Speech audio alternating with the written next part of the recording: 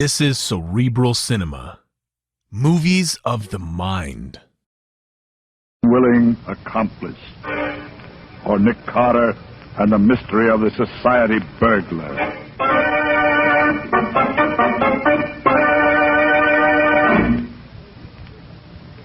Hello, Lieutenant. What's new and interesting? Well, if it ain't my old friend Nicolas Carter, him that used to be a detective. Yeah, what do you mean, used to be? Sure, my boy, tell me, how does it feel to be old and retired? Oh, come now, Riley, I get it. You're a little peeved because I've turned down those few cases you've offered me lately. It's not a few separate cases, Nick. It's all been the same gang, I'm sure of it. They're the slickest bunch this department's ever been up against. We need your help, Nick. Look at this. Came over the wire only this morning. Another society robbery. Quite a haul. Yes, my boy, quite a haul. $75,000 in gems right out of the vault. What do you say now, Nick? Riley, I think you're right. Looks like the same hand in every job. Well, I suggest that for your criminal, you look for someone who's accepted in the homes of society. And is just about the greatest safecracker in the country as well. Oh, thank you, Nick. That's a very great help, I'm sure. Oh, I'm sorry, Riley, but really, I'm not interested. You know I don't take a case unless... Well, what in the name of... Wow, that was close. That stone missed you by inches. So, somebody's trying to bean me now, is it? Well, I'll fix that. Now, wait a minute, Riley. That isn't it. This seems to be a little matter of communication. Communication? Yes, look. There's a note tied to that stone. Well, now, hand that over here. Here you are. Let's see what is... Well, listen to this, Nick. My dear Lieutenant Riley, since the jobs I have pulled off lately have so completely mystified your department, may I suggest that you call upon the services of your very good and able friend, Nicolas Carter. What's that? It won't help much, of course, but at least I'll then have an adversary more worthy of my talents. You see, I'm varying the pattern and going on to much bigger things. Today it has been the National Loan and Trust Company. It is not only theft, but murder as well. Well, Nick, what do you make of that? Very interesting. Interesting, is it? Why, the cheek of him. The National Loan and Trust Company, he says. And murder, he says. We're dealing with a conceited maniac. Give me that phone. I'm going to check up on this. Unless it's now 5:30 on Saturday afternoon, Riley. I doubt that you'll find anyone at the bank. Excuse me, Lieutenant. Yeah? There's a lady and gentleman here to see you. They say it's most urgent. Well, what are you waiting for? Show 'em in. Yes, sir. This way, please. Thank you. Lieutenant Riley, Yes? permit me to introduce myself. I'm Butler Pierce, and this is Miss Olive Belden, my fiancée. I'm pleased to make your acquaintance. Now, what can I be doing for you? You can help us find Miss Belden's father. He's missing. Oh, missing, huh? Yes, Lieutenant. Dad's been gone for hours, and I'm beginning to fear something dreadful may have happened. Oh, excuse me. This is Nick Carter, Miss Belden, and Mr. Pierce. Nick Carter, the detective? The same, Miss Belden. Oh, I'm so glad, Mr. Carter. Would you, Isn't your alarm somewhat unwarranted? Your father hasn't been missing very long, I take it. That's true, Mr. Carter. Only 3 hours to be exact, but under the What circumstances... Miss Belden means, Mr. Carter, is that it seems as if her father had disappeared into thin air. How do you mean, Mr. Pierce? Well, the last time she saw him, it was through the living room window. From there, she could look out over the court into his private office at the bank. And when she... Bank? Did you say bank, Mr. Pierce? Why, yes. Olive's father is Wayne Belden, president of the National Loan and Trust Company. Did you hear that, Nick? The National Loan and Trust Company. Yes, Riley. There's not a minute to be lost. Come on.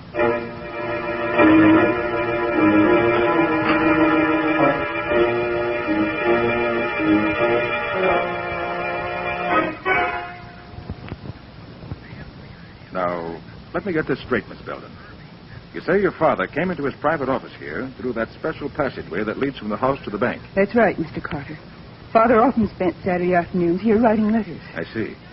And there was no one else in the bank at that time? No, this is Saturday, you know, and it was after banking hours, of course. When was the last time you saw your father? About 1 o'clock, Mr. Carter. He was sitting at his desk here writing a letter.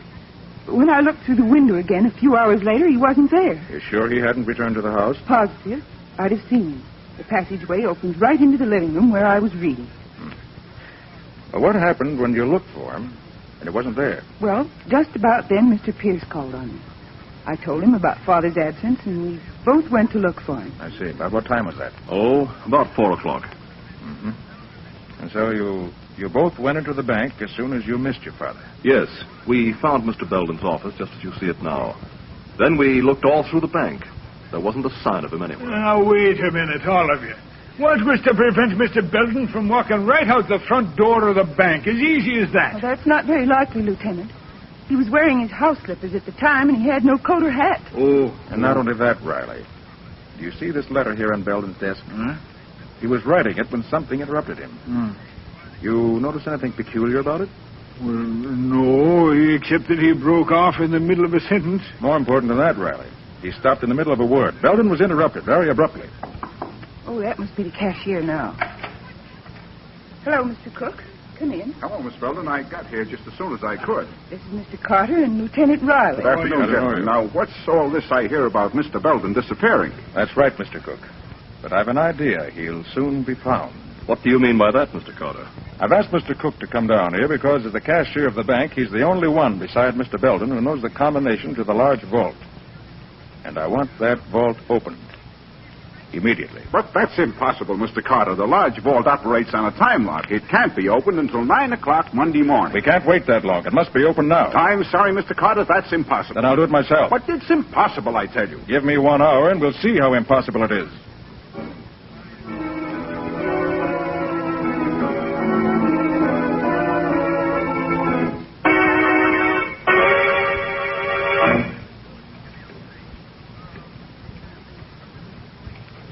You don't seem to be having much luck, do you, Mr. Carter? Don't you worry about that, Mr. Pierce.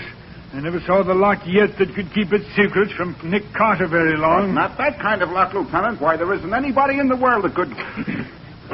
By heavens, he did it. There we are, gentlemen. I told you so, Pierce. Riley. Huh? Look there. Hey, what is it, Nick? There in the corner. His father! Yes, Miss Belden. Your father's been murdered.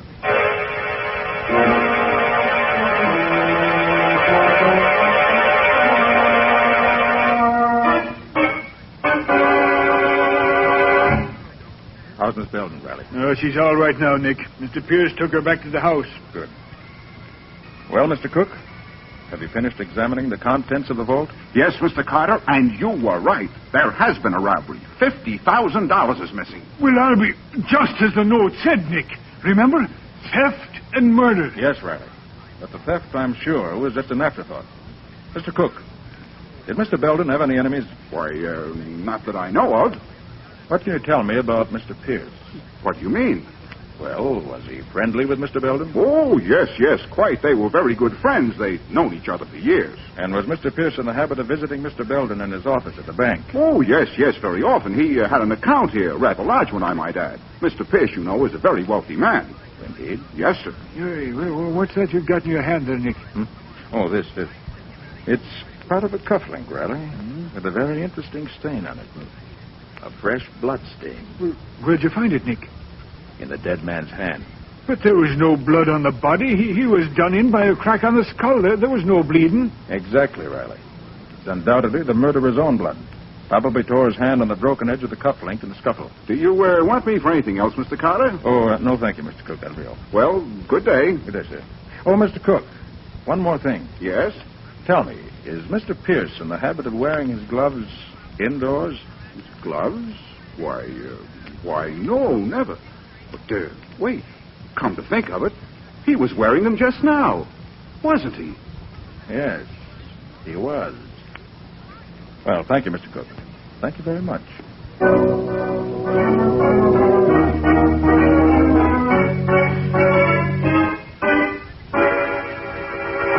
Confound it, Patsy. This is the strangest case I've ever worked on. Well, you've certainly been acting strangely, Nick. Pacing up and down, muttering to yourself. There just isn't a shred of evidence anywhere, Patsy. As far as I can see, no motive whatsoever. Yet I'm positive that Butler Pierce is our man, that he's not only the murderer of Wayne Belden, but is also the society robber that's been baffling the police for months now. But, Nick, he's a rich man. And Wayne Belden was one of his best friends. I know, Patsy, but it still adds up to Butler Pierce. Look, he was thoroughly familiar with the bank, thoroughly familiar with Wayne Belden's habits. He called at the Belden house after the crime had been committed. He wore his gloves indoors, which might have been to conceal a bad scratch from a broken cufflink. He arrived at police headquarters immediately after that stone had been thrown through the window. But, Nick, Miss Belden was with him when he called to see Riley. Surely you don't think he could have thrown that stone? No, Patsy. But his chauffeur could have. While they were entering the building. His chauffeur? Yes. It was he who set me thinking on this line originally. Well, what do you mean by that? Patsy, I got a good look at that chauffeur. And I'm sure I've seen him somewhere before. A long time ago. Oh. And he wasn't on the right side of the law either. Well, it all sounds like a big hunch to me, Nick. Yes, you're right, Patsy. It's just what it is. A big hunch. Although I have to admit your hunches are usually pretty good. Patsy, I feel so sure this hunch is right, I'm going to play it for all it's worth. Well, what are you going to do? I'm going to start playing it right now. Get Scubby for me. We're going calling on Mr. Butler Pierce.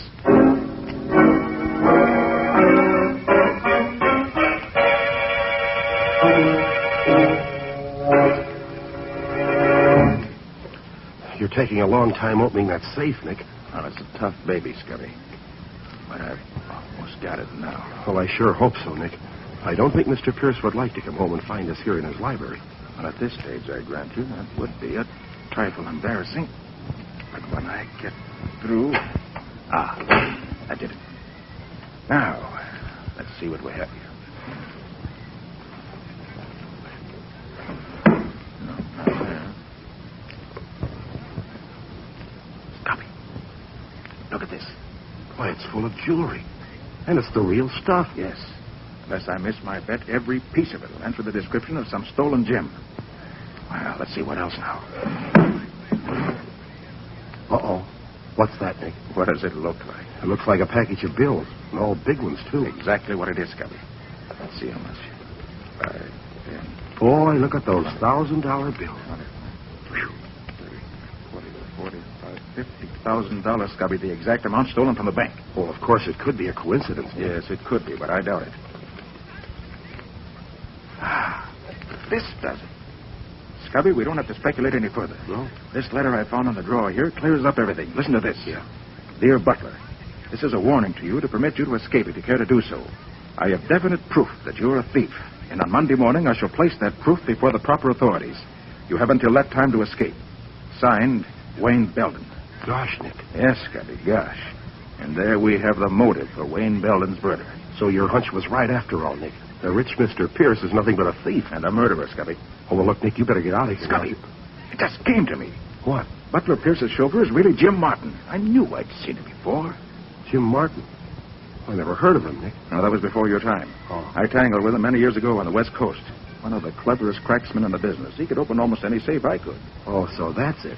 He and Pierce have been working together. Yes. Pierce was the front and real brains, while Martin supplied the technical skills, so to speak. Oh, I see. Well, what now, Nick? Scubby? Yeah. I want you to clear out of here quick. Take Wayne Belden's letter with you.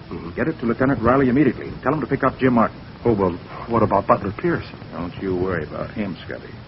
I'm staying right here. I want to tackle Butler Pierce myself.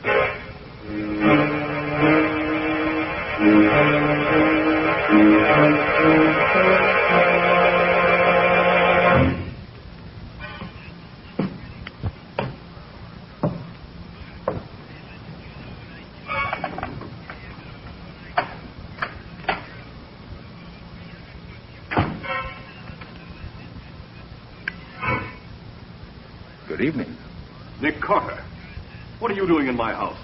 Waiting for you, Mr. Pierce. What do you want? I want you to be reasonable and not make any fuss. This isn't the water pistol I've got in my hand. Have you gone mad? What in the world are you talking about? It's no go, Pierce. You can drop the act. I took the liberty of going through your safe. Oh, so that's it. You're pretty clever at getting into safes, aren't you? Yes. As good at it as your pal, Jim Martin. Oh, I see. Well, I guess I underrated you, Carter. No, Pierce. You overrated yourself. Perhaps. What's your next move? My next move is to turn over to the law a thief and a murderer. Turn around. Get your hands behind you. Uh-huh. So there is a scratch on your wrist, just as I expected. There. Guess those handcuffs ought to hold you for a while. Sit down in that chair. And stay there.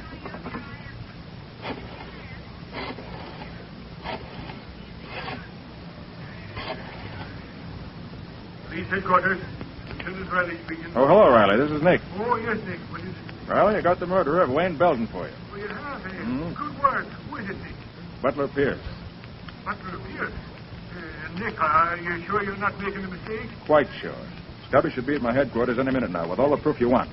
Where are you calling from, Nick? From Pierce's home. He's sitting in a chair right behind me with a pair of handcuffs on him. I'll expect you to... Nick, what is it? Hello! Hello!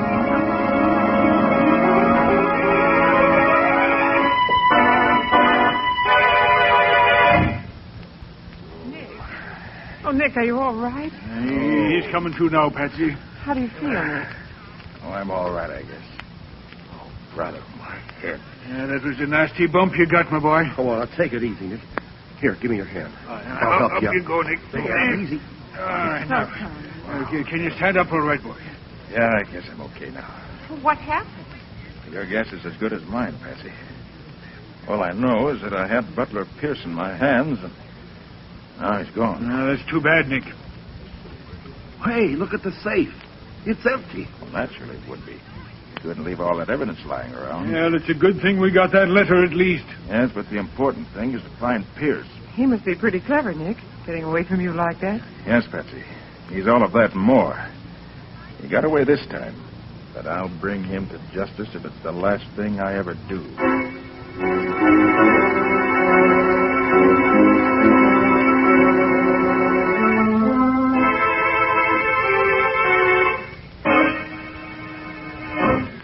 Well, Nick, we got Jim Martin anyway. Picked him up late last night. Good work, Riley. Well, that's half the gang anyway. Yeah, now if we only had Butler Pierce. Yes, but I think it's going to be a lot easier now with Jim Martin in our hands. What do you mean? Got an idea, Riley. If it works, it won't be long before we catch up with Wayne Belden's murderer.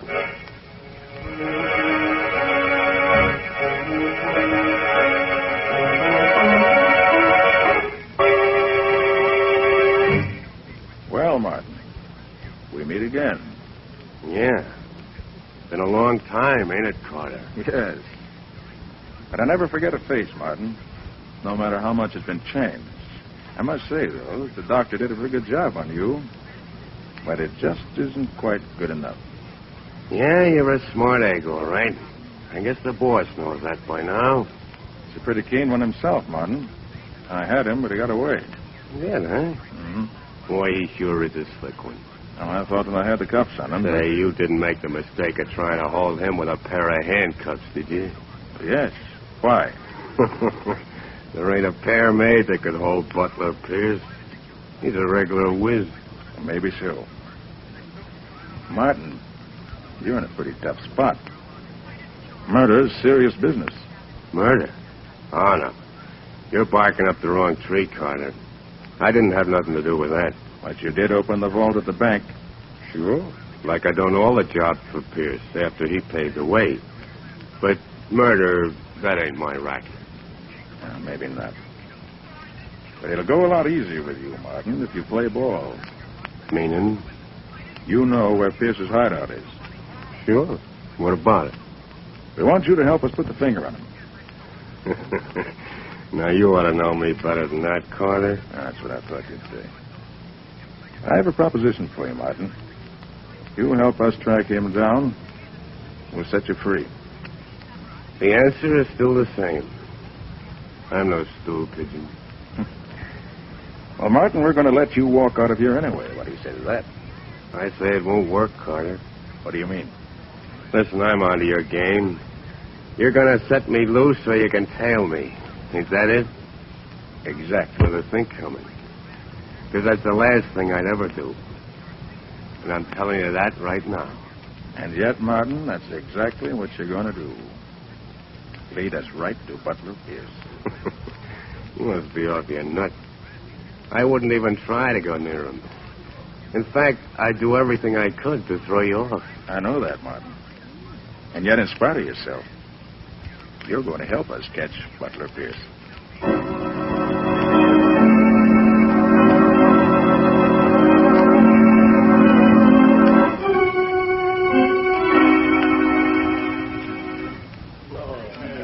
Clerk. Yes, sir? Any mail for me today? His name's Martin, James Martin. Just a minute, I'll see. No, nothing, Mr. Martin. Thanks. Hello, Martin. You expecting a letter from someone? Who are you? I'll give you one guess. That ought to be enough. Oh, you must be the guy that's following me. One of the guys, Martin. I'm Scubby Wilson. I work with Nick Carter. Ah, glad to see you. You know, I've been getting sort of anxious the last few days to know what you guys look like. Yes, I can understand that. Must have been quite a strain on you, knowing that you were being watched every minute of the day and not knowing who was doing the watching. Yeah, it was sort of getting me down a little. Well, that's what Mr. Carter was figuring on, I guess. Oh, yeah? Mm-hmm. A lot of good it's going to do him. You never know, Martin. Hey, I can't figure this thing at all. Oh, you're not supposed to, Martin. No, you just keep on having a good time, that's all. You bet I will. And as for Nick Carter, you can tell him from me, whatever his scheme is, it ain't working, see? How do you know it isn't working? I haven't led you to Pierce yet, have I, pal? No, not yet. But you will. You're nuts, too. You're all nuts. Good night. Good night. Oh, but Martin, knowing Nick Carter as I do, I don't think we're the ones that are nuts.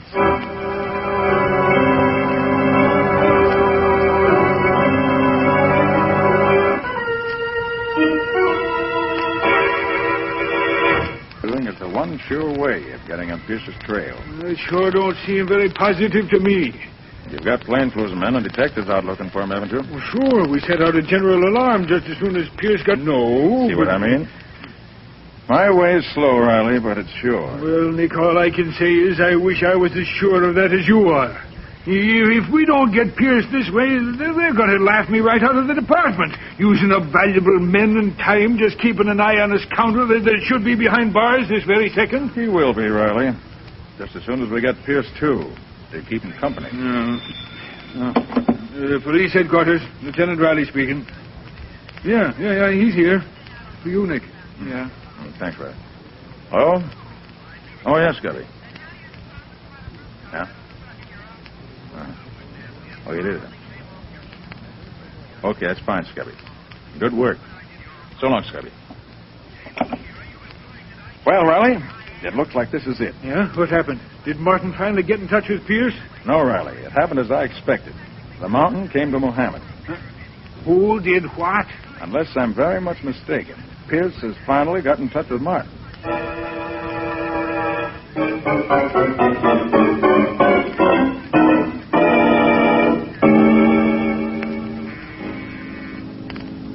Oh, is it? It's me, Jim. Oh? Don't you recognize my voice? Hello, Jimmy. Wow. Who are you? May I come in? Look, lady, I'm afraid there's some mistake. You got the wrong party. There's no mistake, Martin. Holy Mac, it's you, Pierce. Yes, it's me. Gosh, boss, I've seen most of your disguises, but this beats them all. You really look like a woman. Thanks. Hey, you shouldn't have come here, though, boss. It's dangerous. Yes, Martin, very dangerous. For you? What do you mean, boss? I don't like a squealer, Martin. A squealer? Me? Hey, you got this all wrong. Have I? I never ratted on anyone, boss. I wouldn't start now. Not even to save your own neck? You were in this thing as deep as I, you know. Sure, I know that, but whatever gave you the idea I'd rat on you? What gave me the idea? Oh, I get it. You mean, why am I out of jail? Well, honest, boss, this wasn't my idea. Carter let me go. You see, he That's had enough, Martin. Think I'm a fool? Let you go, huh? Just like that. Well, I won't be so generous, stool pigeon. Hey, what are you doing, boss? No, you ain't gonna use that gat on me. Guess again, squealer. You're making a mistake, boss. Please, you gotta listen to me. Let me tell you how it happened. No, Martin, you listen to me and I'll tell you. Carter didn't have a thing on me. Not a thing, do you understand? Yeah, sure. Then he spotted your ugly mug and put two and two together. I didn't think anybody'd recognize that pan of yours anymore, but somehow Carter did. So he had you picked up. And what he got out of you must have been plenty. I swear to you. Shut up. Why else would Carter have let you go? I don't know. I'll tell you why. Because you spilled the works, Martin. Spilled the works and got your freedom for it. No, that ain't why they let me go. It was all a scheme they had. What are you talking about? Sure, boss. They told me they'd let me go if I steered them to the hideout. But I wouldn't do it. Not me. No, so they let you out anyway. Yeah, that's it. Okay, squealer, I've heard enough. No, boss, no. Great shooting, Nick. You knocked the gun right out of his hand. Nick Carter. Yes, Mr. Butler Pierce. We meet again. You all right, Martin? Yeah, I guess so, but you didn't get here any too soon. Oh, so I was right, you rat. You were expecting me, Relax, huh? Pierce, relax. Martin wasn't expecting anyone. He played square with you right along. Yes? Then what was he doing on the loose? Just a temporary arrangement, Pierce. It was a trap we set for you. And you obliged us by walking right into it. Very clever of you, Carter. Not at all. You see, Mr. Pierce, I based my plan on the belief that at bottom you were not so clever. Really? And how do you mean that? Because instead of doing the really clever thing, getting as far away from here as you possibly could, I felt sure that your personal vanity would lead you to expose yourself to almost any risk in order to get the man you thought had betrayed you. All gangsters react that way. You can hardly consider me a gangster, Mr. Carter. At heart, that's exactly what you are. And that's what I counted on. So you had it all figured out. Yes. I also counted on your pal Martin doing exactly as he did. After we let him go, he laid low for a while. He was afraid of what we were going to do. But after a few days of that, he got bored doing nothing, just as I figured he would. Bottoms you two did together, and now he wanted to spend some of it. So he stepped out, visited the high spots, stayed at a fine hotel. So I heard. Yes, I knew you would. Matter of fact, I counted on him. You figured we'd let him loose and had paid him well for squealing on you. Well, Pierce, you put two and two together all right, but you got the wrong answer. And the wrong answer you got is going to send you to the electric chair. It's the end of the road for you, Mr. Pierce. Mr. Carter, I gotta take my hat off to you. Really, Martin. And to what am I indebted for this great honor? Well, you said I'd lead you to Pierce, and I said I wouldn't. And you made me do it. And you even knew what I was thinking all the time I did it. Yes, Carter? You're cleverer than I thought you were. Thank you, gentlemen. I'm very happy I can't say the same for you two.